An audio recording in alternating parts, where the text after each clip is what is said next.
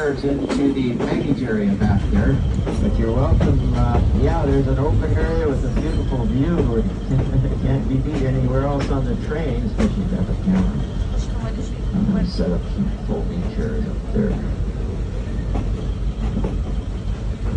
Back in the 1860s, the people that owned this property, that includes all of Roaring Camp to the left and what is now a small piece of Henry Powell Park to the right, why they wrote into the deed for this land that there be absolutely no commercial logging of redwoods on their property. They could harvest a tree or two to build a fence or a barn, but none of the lumber could leave the land, and that holds true to this very day. Perhaps the very first groves of ancient redwoods to be so preserved. The California coastal redwood trees are these very tall trees on either side of our train. Not of course clearance with wood right here. In fact, they didn't even allow the railroad to cut down any old growth trees, but they graciously gave the South Pacific Coast and later Southern Pacific permission to build tracks back to their beautiful grove of redwoods. They could not cut down any trees in the process of doing so. So what a treat for folks to this very day when they can reach out of their window or vestibule and touch the trunk of the tree over 1,000 years old. California coastal redwood trees with these very tall trees, they have a thick fibrous layer of reddish brown bark up to a foot thick on some of the larger trees. The fibrous nature of the redwood bark acts as a layer of insulation wrapped around the tree to help protect them from the heat of a forest fire. And indeed, you can see evidence of past fires in the lower portions of many of the larger trees we'll be passing. By the way, if you see any wildlife out there in the woods, be sure to wave at the wildlife. I bet the wildlife wave right now. The ability to survive fires allow these trees to grow to be taller than the Statue of Liberty in New York City, and in some cases, including that granite pedestal she stands on. This is some wildlife down there. All kinds of critters. And because they survive fires, these trees get to be a rather ripe old age as well. Now, in these days of big of this and big of that, terror or whatever, it's kind of hard to come up with a way to describe. In human terms, we might all relate to just how old these trees can get, but I shall attempt to do so as we cross the San Lorenzo River.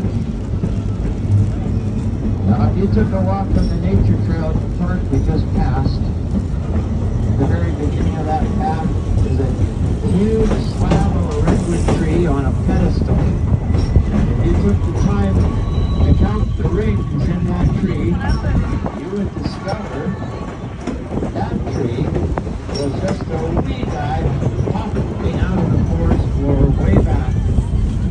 Way back. Way back. When your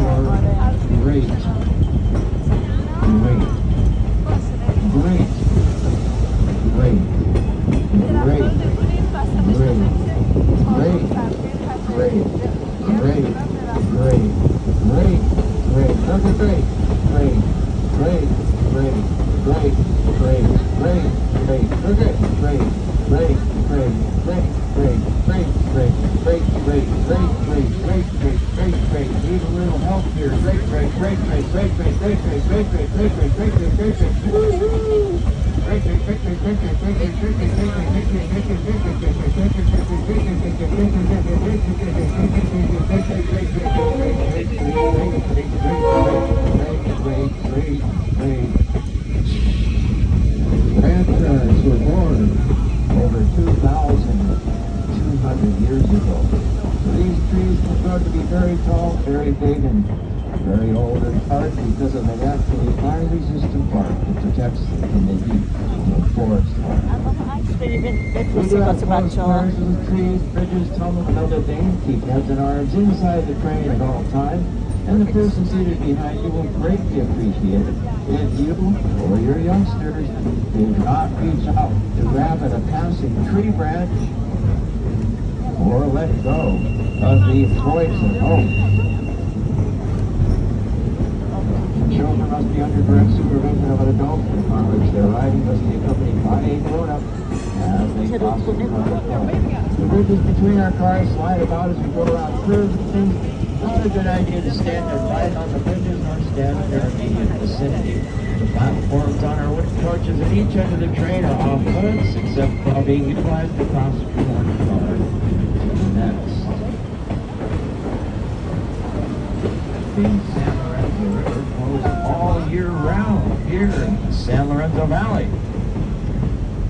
And that is because it is said to be fed by underground rivers of water that flow through aquifers connecting the Sierra Mountain foothills with springs high in the mountains of Santa Cruz County.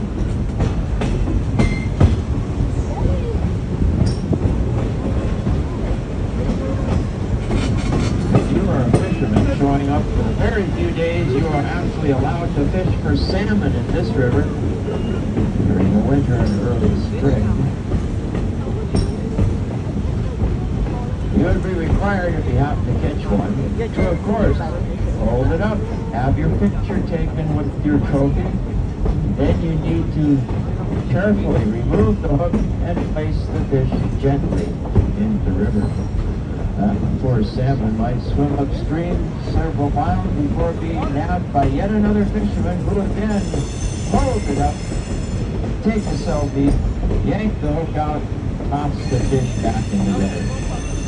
You may have some of the most photographed wild steel hits coming in the entire state of California, right here in the San Lorenzo Valley.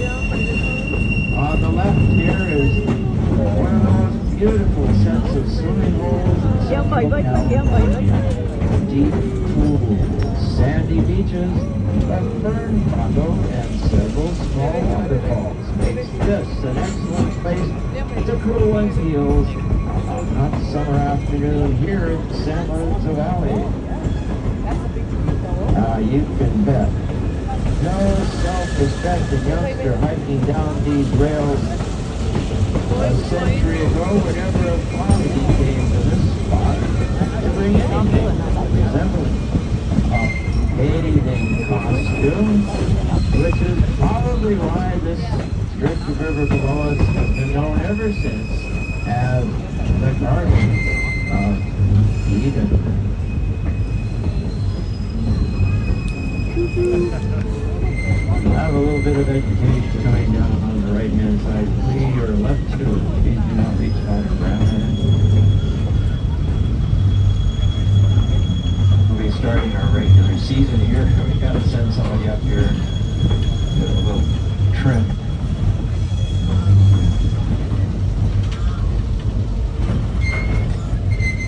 We'll be traversing a rocky cliff in just a moment.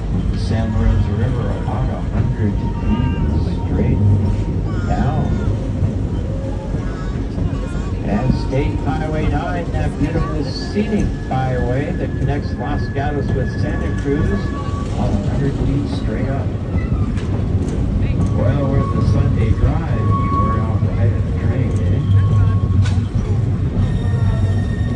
Had some fellas we hired to scale the cliffs with ropes and things with the scaling bars. They knocked loose all the loose rocks they came across. And I'll be darned if they didn't report that they came across the wreck of an old automobile. Just about straight overhead from where I am right now. They just took pictures of themselves with it. They say that it's a Hudson automobile. Now, that's been a few years since I last saw Hudson around here. Quite a few years. Who knows, that might be a Hudson Hornet up there. A favorite of bootleggers back in the 50s, the 40s. Now, no doubt that vehicle dates back to the days before the Poly Class Foundation and Cars for Kids. Or if you had an old car, sometimes it was more fun just to take it up the mountain somewhere and give it a push and see how far down the mountain it would go. And that's apparently what happened